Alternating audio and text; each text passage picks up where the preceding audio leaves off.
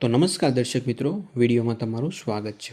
તો મિત્રો, છેલ્લા થોડા સમયથી કિંજલ રબારીને લઈને જે વિવાદ ચાલી રહ્યો હતો, એમાં મિત્રો રબારી સમાજે પોતાની એકતા બતાવી અને કિંજલ રબારીને તેઓ પરત લઈ આવ્યા હતા।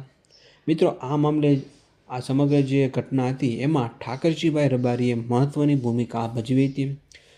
પરંતુ મિત્રો, કિંજલ રબારીને પરત લાવ્યા બાદ એવું તો મિત્રો શું થયું કે ઠાકરજીભાઈ રબારી એટલા બધા ભાવુક થઈ ગયા અને તેઓ રડવા લાગ્યા હતા।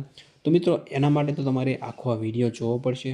તો ચાલો મિત્રો, સૌપ્રથમ તો આખો આ વિડીયો તમે જોઈ લો અને ત્યાર પછી આપણે આ વિડીયો વિશે થોડી ચર્ચા કરીએ। શું આપ જાણો છો, મને ભાવનગર વિસ્તારો ઘણા વિસ્તારોમાંથી ફોન આવ્યા, મોભાદાર પરિવાર હોય, દીકરી ભાગી ગઈ હોય અને એ બાપો આપઘાત કર્યા, દીકરાઓના મને એવા પણ ફોન આવ્યા કે ઠાકરસિંહભાઈ, મારી બેન ભાગી ગઈ, મારા બાપા મરી ગયા છે। એ વેદનાઓ તમે નહીં સમજી શકો, દુઃખી છે આપ સમાજો। કોઈ પણ સમાજની દીકરી જ્યારે જતી રહે છે ત્યારે એની વેદના, એનો બાપ આખી સમાજની સેવા કરી અને મોટો થયો હોય અને જ્યારે દીકરી આવું અંતિમ પગલું ભરે ત્યારે એ મા બાપ દુઃખી થઈ જાય। ઘણા બાપોએ એ દીકરી ના માની હોય અને એના કારણે બાપે આપઘાત કર્યા, એવા ગુજરાતમાં કેટલાય કિસ્સાઓ છે।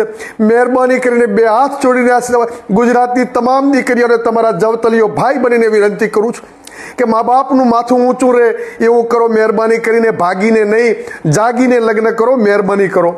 ઠાકરજીભાઈ, પ્રેમ લગ્નને લઈને તમે વિરોધ કરો છો કે પછી અન્ય સમાજની અંદર લગ્ન કરે છે તેનો વિરોધ છે? મારી વાત એ છે, મા બાપ દુઃખી ના થાય। ઘણા મા બાપોને આપઘાત કરવા પડે છે। દીકરીઓને વિનંતી કે તમારા કુખે આવા નર પેદા થતા હોય, તમારા કુખે ભારતનું ભવિષ્ય પેદા થતું હોય, દીકરીઓ મહેરબાની કરો। દરેક સમાજની દીકરીઓને વિનંતી કરું છું, તમારા મા બાપને મરવાના દિવસો આવે, તમારો સમાજ કલંકિત થાય, આવું ના કરો।